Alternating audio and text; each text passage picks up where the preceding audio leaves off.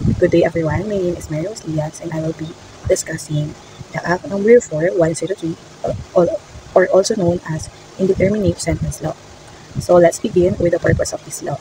So the purpose of this law is to establish a system where convicted individuals would serve a range of imprisonment rather than a fixed sentence. Also, this law po introduced a concept of parole, allowing eligible prisoner to be released before completing their full sentence under probation po.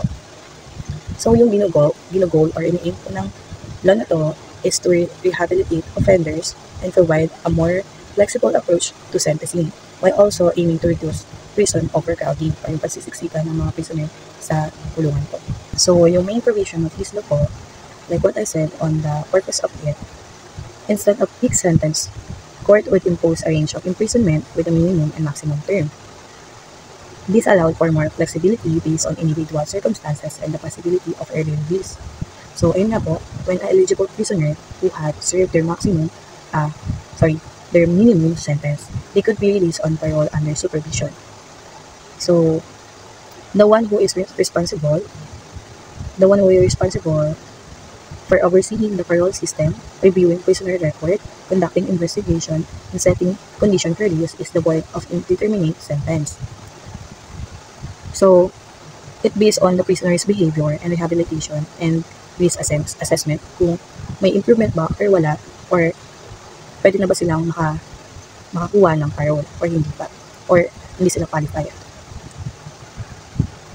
So, by this po, since there are condition po, pagka yung isang parole prisoner po na-violate yung any condition po or nag-commit ng bagong offense, they could be re-arrested and required to serve the remaining portion of their maximum sentence. So, makukumpletohin po nila yung parang natira nilang sentence or yung natira nilang time to fulfill the maximum period of imprisonment. So, yung offenses defined and punished under the law is the law applies to the offenses punished under the revised penal code or other Philippine laws. Pero hindi po dinidefine yung specific offenses but rather establish po a framework for a sentencing and parole for a broad range of crimes. So,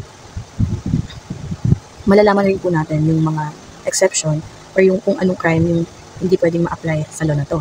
So, yung mga crime na po yun is yung mga treason, rebellion, piracy, and yung may mga maximum sentences po of less than 1 year. Also po, it is included yung mga individuals that sentenced to death or life imprisonment. One of the trivia of this law po is it was being amended several times and it was inspired by American system po. So dito pa lang po malalaman natin na yung willingness ng Pilipino to adopt a successful practice from other countries po. And for focusing more to Philippine criminal justice system to aim a refine and provision under addressing concern and adapt changing and social norms po. Yun lang po and maraming salamat.